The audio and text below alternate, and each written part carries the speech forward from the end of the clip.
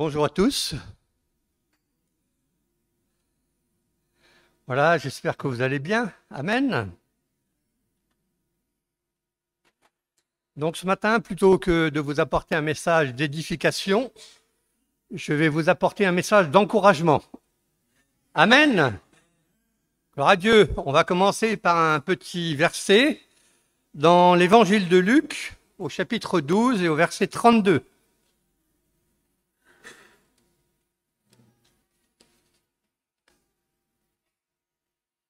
Et puis on va prier quelques instants aussi.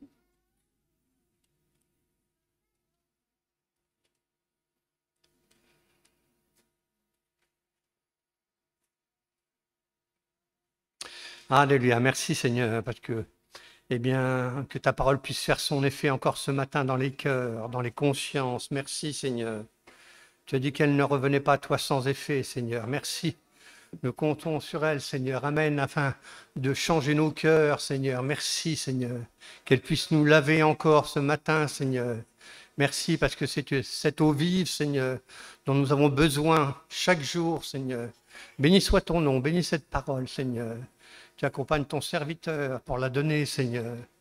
Rempli de ton esprit, mon Sauveur. Merci, Seigneur. À toi toute la gloire. Béni sois-tu. Amen.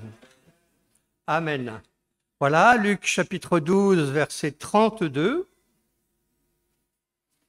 Il est dit, « Ne crains point, petit troupeau, car votre Père a trouvé bon de vous donner le royaume. » Amen. Voilà une parole de Jésus adressée à ses disciples face à leurs inquiétudes. Que dit-il? « Ne crains pas, petit troupeau. » Qui c'est le troupeau? C'est vous et moi. Alléluia. Donc le Seigneur ce matin vous dit, ne crains pas. Amen.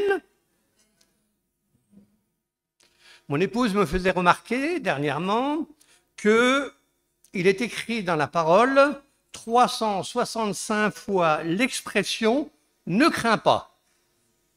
Ça veut dire que chaque jour, vous pouvez dire « ne crains pas, je ne crains pas le Seigneur ». Amen. N'est-ce pas merveilleux? N'est-ce pas merveilleux? Alors c'est exprimé comme ceci ou différemment parfois. Hein. Mais au moins une fois par jour, face à toute situation, je peux dire, je ne crains pas, mon Sauveur est avec moi. Amen. Amen.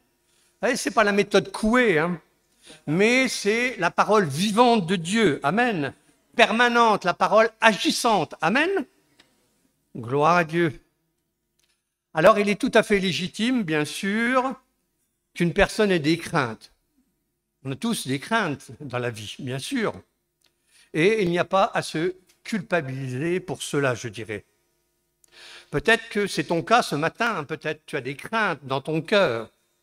Crainte du lendemain, crainte pour ton travail, crainte de manquer de quelque chose, de ne plus payer les factures. Avec l'inflation, c'est peut-être ça aussi. Crainte de la maladie, crainte de ton environnement, crainte de la mort, etc., etc. Peut-être c'est ton cas ce matin.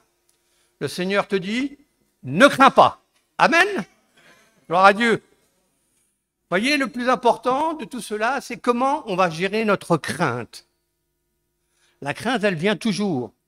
Ce qui est important, c'est la manière de gérer cette crainte. Amen. Et c'est pour ça que Jésus, bien qu'il connaît l'homme, qui connaît l'être humain, qui connaissait ses disciples, leur dit « Ne craignez pas ». Amen. Nous avons besoin d'être rassurés. Nous avons besoin de sécurité, souvent, et cela se comprend. La crainte, c'est une émotion inhérente à la nature humaine. Et on va voir quelques exemples dans l'Écriture de personnes qui ont eu des craintes aussi. Prenons un premier exemple dans Genèse au chapitre 15. Commençons par le commencement, comme dirait l'autre.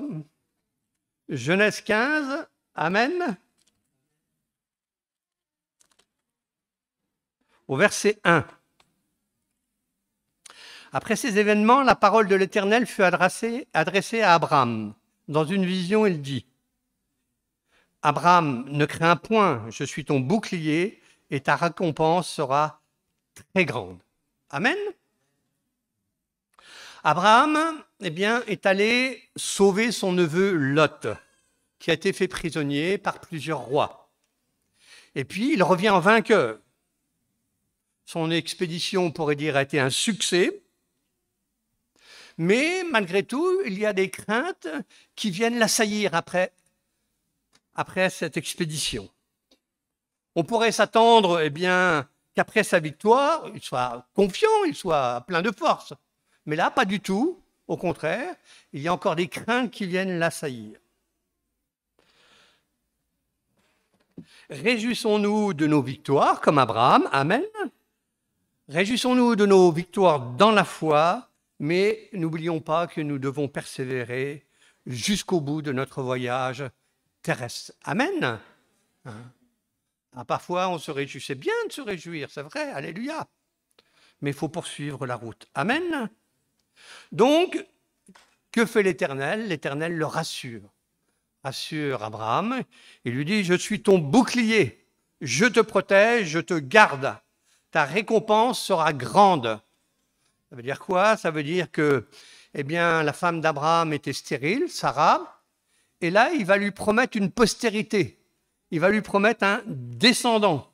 Il lui dit, je dirai un peu plus tard, toutes les nations de la terre seront bénies en ta postérité. Amen. Qui c'est toutes ces nations de la terre? C'est vous et moi. Amen. Gloire à Dieu. Voilà, le Seigneur a des bénédictions pour nous. N'est-ce pas merveilleux? Amen. Donc, prenons un autre exemple dans Josué, au chapitre 8.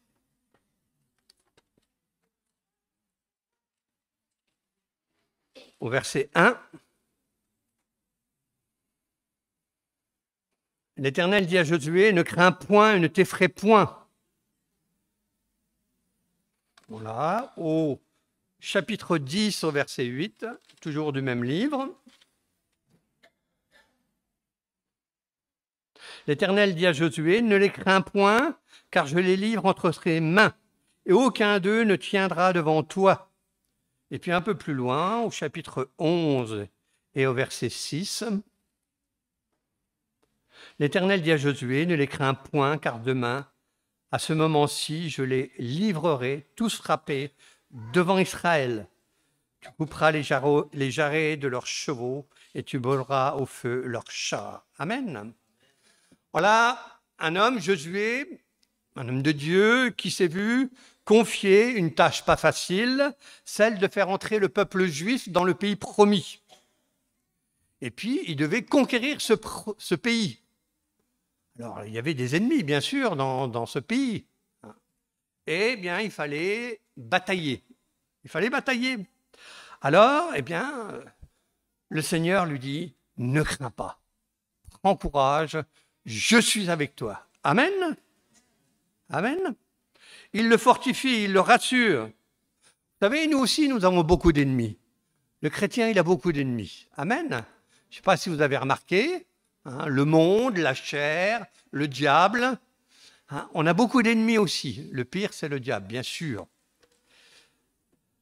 Et le Seigneur nous dit, ne crains pas. Amen.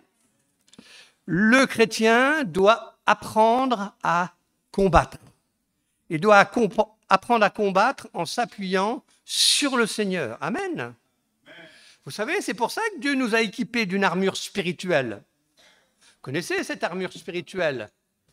Dans Éphésiens, eh bien, la cuirasse de la justice, le casque du salut, l'épée de l'esprit, le bouclier de la foi, la vérité pour ceinture, le zèle que donne l'évangile de paix.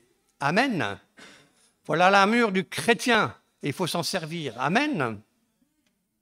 Gloire à Dieu. Et nous serons victorieux. Amen. C'est le but. Hébreux, chapitre 2. Allons plus loin. Hébreux, chapitre 2.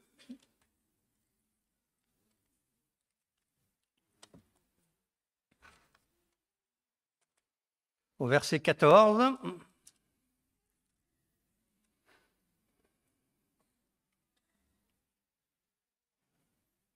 Ainsi donc, puisque les enfants participent au sang et à la chair, il y a également participé lui-même, afin que par la mort, il anéantisse celui qui avait la puissance de la mort, c'est-à-dire le diable, et qu'il délivra tous ceux qui, par crainte de la mort, étaient toute leur vie tenus dans la servitude. Voyez, le diable, il tient des gens toute leur vie dans la servitude. C'est-à-dire qu'ils sont emprisonnés dans leurs pensées, sans arrêt, en permanence, toute leur vie, par cette crainte de la mort. C'est terrible quand on y pense. C'est terrible. Mais alléluia, gloire à Dieu, parce qu'il a envoyé son Fils Jésus, amen, qui a anéanti celui qui avait la puissance de la mort, amen. Il a vaincu le diable à la croix, amen. Alors la mort, elle peut être effrayante, c'est vrai. Voici quelques paroles, par exemple, données par des païens qui se sont trouvés devant la mort. Voltaire. Voltaire, vous connaissez tous plus ou moins Voltaire, grand philosophe.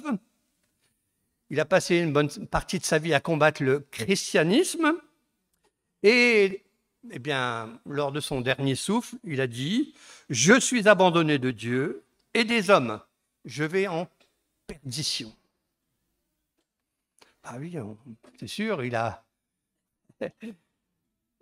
passé une partie de sa vie à critiquer le christianisme. Arrivé à la fin de sa vie, il ne pouvait pas en être autrement. Mirabeau, homme d'État français célèbre. Donnez-moi encore du laudanum, vous savez, c'est une espèce de boisson un peu, une espèce de drogue, pour que je ne pense pas à l'éternité. Le cardinal Mazarin, qui a été un homme important d'État en France, « Oh, ma pauvre âme, que vas-tu devenir? Où vas-tu te retrouver ?» Un autre homme, Hobbes, philosophe athée, « Je me prépare à faire un saut terrifiant dans les ténèbres. » Ces gens-là, ils n'avaient pas la paix quand ils allaient partir. On ne peut pas dire qu'ils avaient la paix, pas du tout. A contrario, eh bien, vous avez des croyants qui se sont trouvés face à la mort aussi. Charles Dickens, par exemple. On connaît tous Charles Dickens. Il a dit « Je remets mon âme à la grâce de Dieu par notre Seigneur et Sauveur Jésus-Christ. » Amen. John Wesley, auteur du Réveil méthodiste. Il a dit aussi « Le mieux de tout, c'est que Dieu est avec nous. » Amen. Quelle espérance merveilleuse. Amen. Quelle espérance merveilleuse. George Washington, premier président des États-Unis. Docteur, je vais mourir, mais je n'ai pas peur de mourir. Amen. Voyez? Il y a une différence. Amen. La Bible nous dit qu'il y a une différence entre celui qui sert Dieu et celui qui ne le sert pas. Amen. Alors peut-être est-ce ton cas ce matin, tu as peur de la mort? Peut-être aussi. Eh bien, je dirais, réjouissons-nous de connaître Jésus-Christ. Amen. De connaître son salut. C'est lui qui nous fait triompher, qui nous délivre. Amen. Vous savez, c'est quand même, on a une espérance merveilleuse de savoir qu'après la mort, eh bien, il y a une maison qui nous est préparée dans le ciel. Amen. Pas merveilleux? On a une maison là-haut. Amen. Amen. On peut se réjouir. Alléluia. Ne crains pas. Amen. 2 Corinthiens, chapitre 7.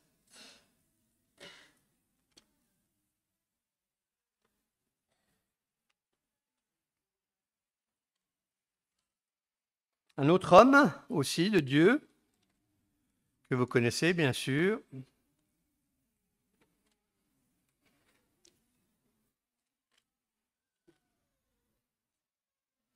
De Corinthiens, chapitre 7, verset 5. Car depuis notre arrivée en Macédoine, notre chair n'a eu aucun repos. Nous étions affligés de toute manière, lutte au-dedans, lutte au-dehors, crainte au-dedans. Mais Dieu qui console ceux qui sont abattus nous a consolés par l'arrivée de Tite. Amen. Voilà, eh bien, l'apôtre Paul qui passe par un sale quart d'heure. hein.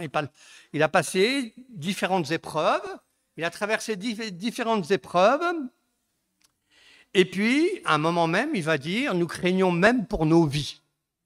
Ça veut dire qu'il il s'est dit, ça y est, on va partir. Mais, eh bien, il nous dit, Dieu console ceux qui sont abattus. Amen. Et Dieu veut te consoler dans ton épreuve. Amen. Il veut te délivrer. Amen. Important. Il a délivré l'apôtre Paul. Vous savez, l'apôtre Paul, il est passé par tout un tas de choses difficiles, que nous, on passera peut-être pas, certainement pas, je l'espère. On ne passera pas par la lapidation. On ne sera pas mis dans l'arène avec les lions. Non, pas encore. Alléluia. Et le Seigneur l'a gardé. Amen. Le Seigneur l'a gardé. Ne crains pas, petit troupeau. Amen. Marc chapitre 5.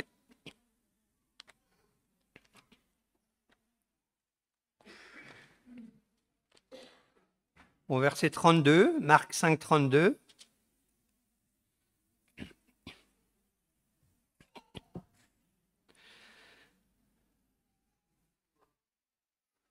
Et il regardait autour de lui pour voir celle qui avait fait cela. Merci, Grégory.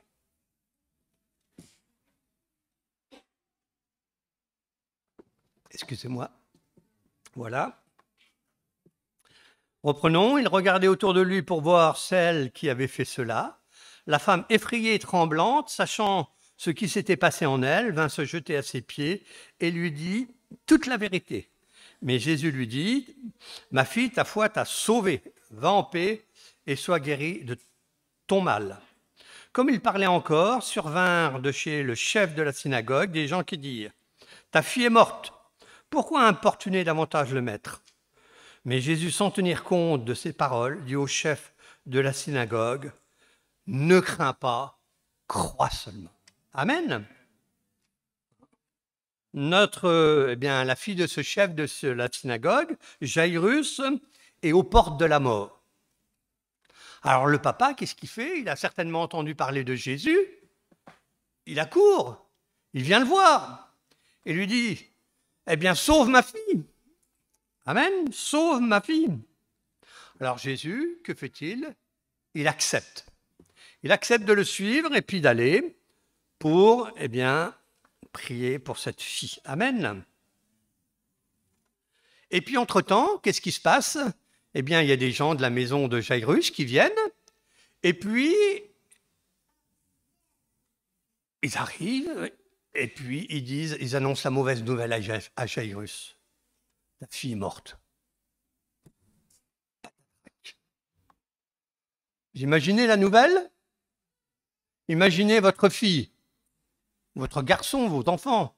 Ta fille est morte. Patatrac. Jésus est là. Amen. Jésus est là. Alors bien sûr, ça a dû être un choc.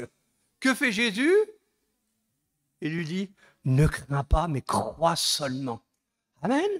Est-ce que ce n'est pas extraordinaire comme parole, ça? Crois seulement. Amen. Et ils reprennent leur route. Ils reprennent leur route, et quand il va arriver à la maison, eh bien, il va prier pour cette jeune fille. Et cette jeune fille, eh bien, va être ressuscitée. Elle va être complètement rétablie. Amen. Est-ce que ce n'est pas extraordinaire, ça? Amen. Hein? La foi qui déplace les montagnes. Christ, nous dit la Bible, est le chef et le rémunérateur de notre foi. Amen. Et Jairus a pu le constater. Amen. Vous savez, Jésus est là avec nous. Il veut nous encourager. Il veut encourager notre foi. Il est dans notre barque, comme il a été avec les disciples. Vous vous souvenez de cette histoire, de la tempête qui arrive sur cette mer? Les disciples sont dans la barque. « Au secours, Seigneur, nous coulons !» Que fait le Seigneur? Il parle à la tempête. « Tais-toi !» Et la tempête s'arrête. Ordinaire. Vous avez une tempête dans votre vie? Jésus est là. Amen. Gloire à Dieu, Jésus est là. Amen. Hein? Quelles que soient nos situations difficiles, Jésus dit, ne crains pas. Il a dit, je suis avec vous tous les jours jusqu'à la fin du monde. Amen. Amen. Alors la crainte, bien sûr, nous amène dans l'inquiétude. La crainte nous amène dans l'inquiétude. Matthieu, chapitre 6.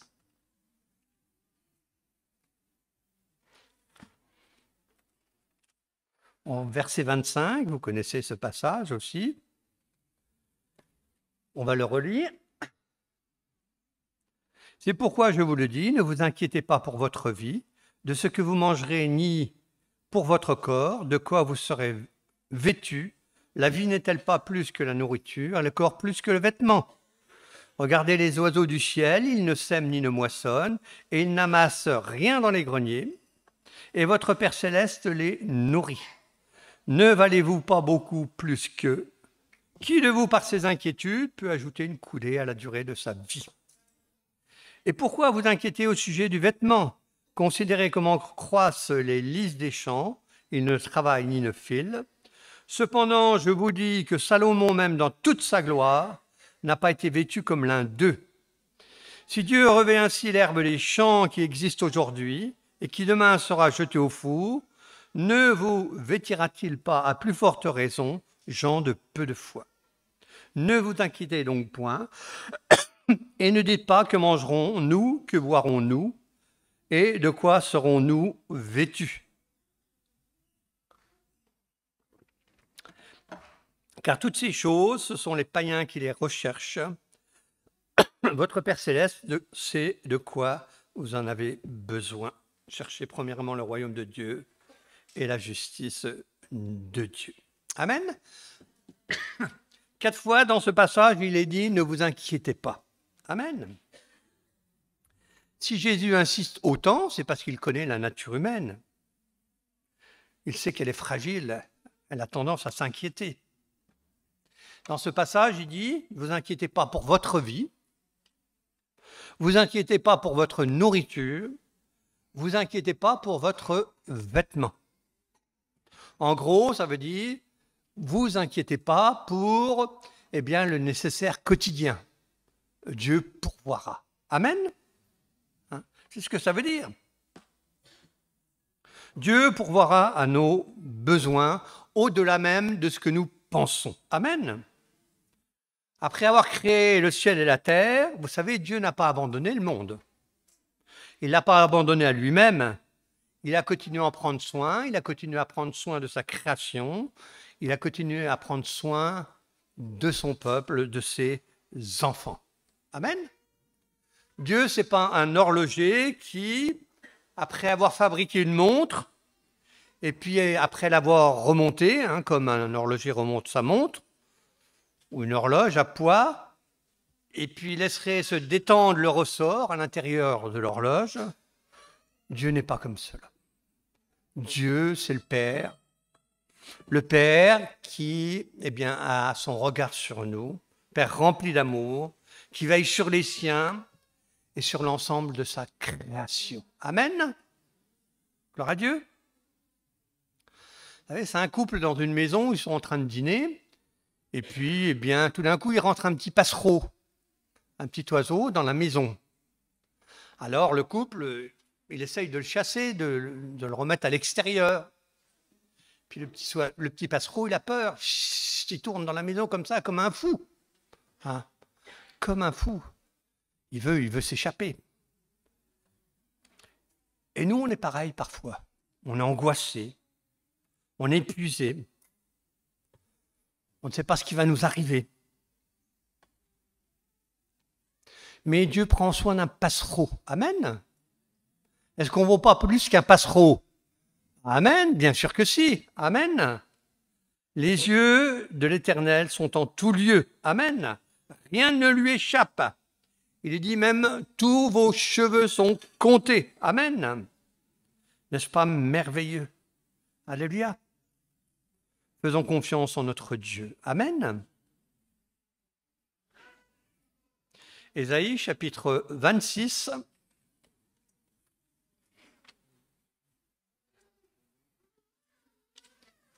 Si vous pouvez retenir cela ce matin, eh bien, alléluia. Cette parole ne craint pas. Tous les jours, la confesser. Amen. Ésaïe 26, au verset 3. À celui qui est ferme dans ses sentiments, tu assures la paix pour qu'il se confie en toi. Confiez-vous en l'Éternel à perpétuité, car l'Éternel est le rocher des siècles. Amen. Voilà, Dieu veut garder nos cœurs et nos pensées, eh bien, dans la paix. Amen. Dans la communion avec le Seigneur. Amen. Vous savez, bon, beaucoup le savent ici, j'ai eu un cancer. J'ai eu un cancer du poumon. Et puis, quand ça m'est arrivé, bon, c'était une épreuve assez difficile aussi. Et un peu comme l'apôtre Paul, j'ai craint pour ma vie. Je me suis dit, ok, je vais partir aussi. Donc, il faut que je me prépare. Vous savez, on n'est jamais tout à fait prêt devant ces choses-là. Donc, je me suis approché de Jésus, j'ai crié à Jésus. Qu'est-ce qui s'est passé? La paix du Seigneur est descendue en moi. Amen. Amen. Cette parole ne craint pas, elle s'est accomplie. Amen. Elle s'est accomplie dans ma vie. Amen. Voilà. Nous avons un grand Dieu. Amen. Le Dieu du tout est possible. Amen. 1 Corinthiens, chapitre 15.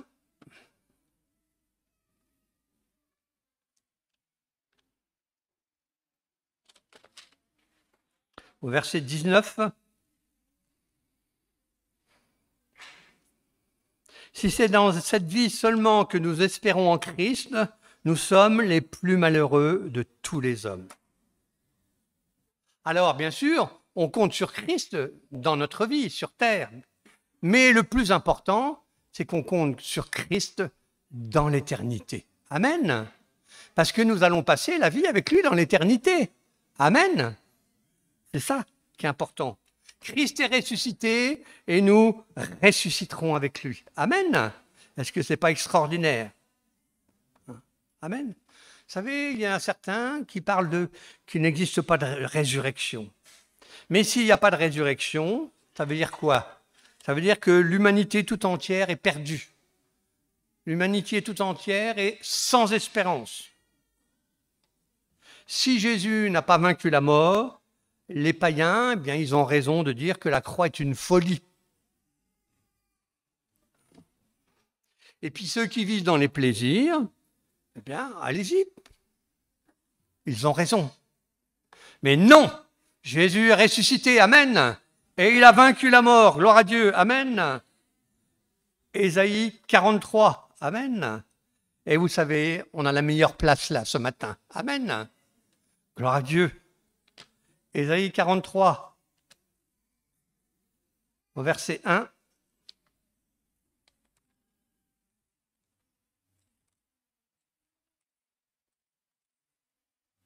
Ainsi parle maintenant l'Éternel qui t'a créé, ô Jacob, celui qui t'a formé, ô Israël. Ne crains rien, car je te rachète. Je t'appelle par ton nom, tu es à moi. Alors vous voyez, vous pouvez mettre votre nom là. Il y a le nom d'Israël, mais vous pouvez mettre le vôtre. Hein? Alléluia. Comment c'est? Robin, c'est ça? Eh bien, alléluia. Mettons Robin. Amen. Amen. Gloire à Dieu. Alléluia. Je t'appelle par ton nom, tu es à moi. Amen. Amen. Je suis celui qui t'a formé. Alléluia. N'est-ce pas merveilleux? Amen. Dieu évoque son amour pour Israël, mais il a le même amour pour nous. Amen. Parce que nous sommes son peuple aussi. Amen. Nous avons été greffés, dit la Bible, sur l'olivier franc. Amen. Je vous invite à lire, Romains, chapitre 11, versets 11 à 21. Amen.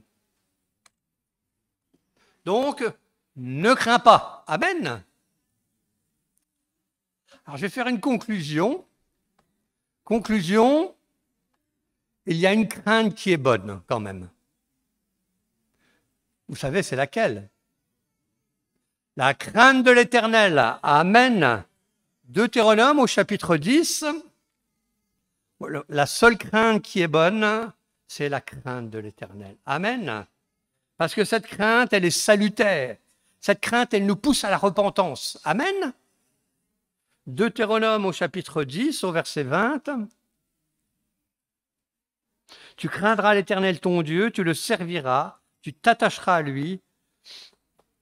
Amen. Au chapitre 13, au verset 4. Vous irez après l'Éternel votre Dieu et vous le craindrez, vous observerez ses commandements, vous obéirez à sa voix, vous le servirez et vous vous attacherez à lui. Amen. Attachons-nous à lui. Amen. Et un dernier verset dans Hébreux au chapitre 12. Au verset 25. 12, 25. Gardez-vous de refuser d'entendre celui qui parle, car si ceux-là n'ont pas échappé, qui refusèrent d'entendre celui qui publiait les oracles sur la terre, combien moins échapperons-nous si nous nous détournons de celui qui parle du haut des cieux, lui dont la voix alors ébranla la terre, et qui maintenant a fait cette promesse. Une fois encore, j'ébranlerai non seulement la terre, mais aussi le ciel. Voilà. Eh bien, vous avez entendu la parole ce matin. Amen. Amen. J'espère que cette parole est rentrée dans votre cœur. Amen. Amen. Quelle que soit votre situation que vous traversez, Dieu vous dit ne crains pas. Amen. Ne crains pas, je suis avec toi, je suis dans ta barque, je suis dans ta vie et je vais te secourir. Amen. N'est-ce pas merveilleux? Vous savez, ça fait 30 ans que je le vis. Amen. Ça fait 30 ans que je le vis. Alléluia. Gloire à Dieu. Et chacun de nous peut le vivre aussi. Que le Seigneur soit béni pour sa parole. Amen. Gloire à Dieu. Amen.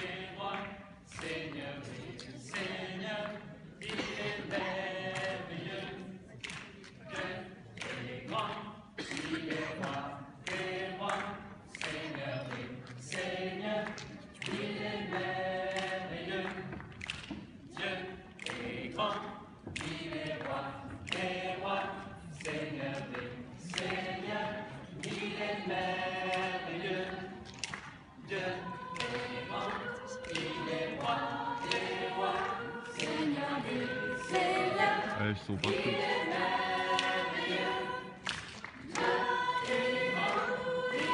Ah, c'est